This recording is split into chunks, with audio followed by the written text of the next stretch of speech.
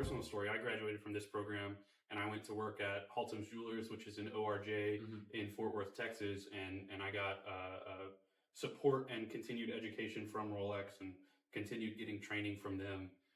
And that was just from the 16-month program here that's in place now. Yeah. I took that program, I graduated, and I had all the skills I needed to have a successful career as a watchmaker. And I was able to really thrive and get some excellent additional training. And it's all because of the program that's in place right here. So for watchmakers that, let's say, go through a full-time or a part-time watchmaking school and they don't end up working in an authorized dealer or at an official service center or something like that, kind of the independent people working out of a home studio or maybe a small jeweler store taking on just various work, what does that look like? I think when a lot of watch enthusiasts think of watchmakers, that's kind of what they think, is the guy that they know that's in Ohio or in Oklahoma that has a home studio and can do stuff there and take work. What do you think it would take for watchmakers like that to be able to take on more work and to do better work? Is that from the education side, or is that education is huge, right? Continued training, continued education to not only practice the skills that you already have, but to develop new ones so that you can take on a wider range of work. Yeah, that's definitely helpful. But I think a lot of watchmakers are kind of at capacity. Yeah, you know, like they've got as many watches as they can handle, and so their turnaround time is like 2-3 months. And a lot of people are like, "Oh, that's crazy! I can't be without my watch for 3 months." Standard now in the industry. Yeah, that's the amount of demand. You know, in order to do good work, it takes 3 months to get through all the watches that are ahead of yours. Yeah, and get yours done, right? So I think a big part of it is just more watchmakers. Yeah. And whether that's independent watchmakers working out of their own workshop or watchmakers in a retail setting or service centers, you know, whatever it is, anything that we can get to have watchmakers working on watches, that's the important part is, you know, I always like to say watchmaking is not a hobby, and I know that ruffles feathers. So we all know those guys, right? But there's a lot of people who try to learn on their own and end up damaging watches, and that's a shame. How many watches have you had to fix from somebody trying to open it up themselves? I would say like probably 90% of the problems I encounter are problems that were caused by an individual, not by regular use. Really? Yeah, it's. But that could include stuff like doing like stuff with the date wheel, or like leaving the crown out, or yeah, sure. Yeah.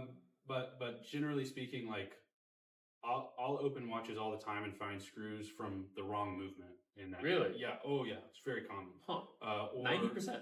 Yeah, most maybe not exactly 90%, but the majority. Most of the problems that I have to fix are either left by a previous, I hesitate to say watchmaker, but left by someone else, or not fixed by someone else. Sure. Right. So there's a whole lot of problems that don't come from just regular use and you know, failure to have it serviced within the proper interval.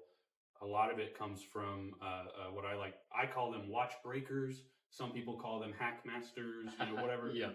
Just people who are not qualified to really be doing that work. So then this is maybe like, I mean, you know, you just said like education is very important, but then maybe in this case, not even just education for watchmakers, but also for watch wearers and users to appreciate the mechanical value of what they have. And when it's time for service, do your research and make sure that it's going to someone who is formally trained in watchmaking, knows what they're doing, has certification, has experience, and is not just, you know, someone who bought, you know, some tools and tried to learn from YouTube.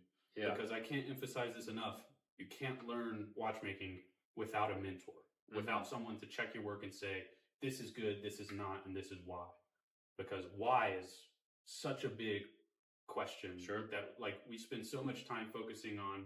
Not only that, like in the classroom, we spend so much time focusing on this is the problem, but this is why it's a problem, right? So, you know, your oiling is, you've got too much oil in this jewel, and that's a problem because over time that oil is going to spread, and then that oil could, get in the between the leaves and the pinions, and then spread throughout the watch, and then take power away from the balance wheel, and then your amplitude is low, and the watch is no longer as isochronous as it could have been. Sure. And so another issue is like, okay, you've got the correct quantity of oil, but you've got oil on the flat of the jewel, and then capillary traction is going to pull the rest of the oil away from the pivot, and then it'll be running dry in a year.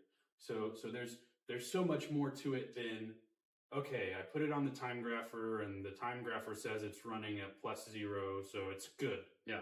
There's so much more to it than that. And it's that cumulative knowledge that comes from experience and the years of mentorship. And not just experience, but mentorship is so very important. And having someone who knows what to look for and knows why certain things are correct or incorrect. Sure. Having that person able to say, okay, this needs work, your cleanliness is not good, your lubrication is not good, but your timing's great.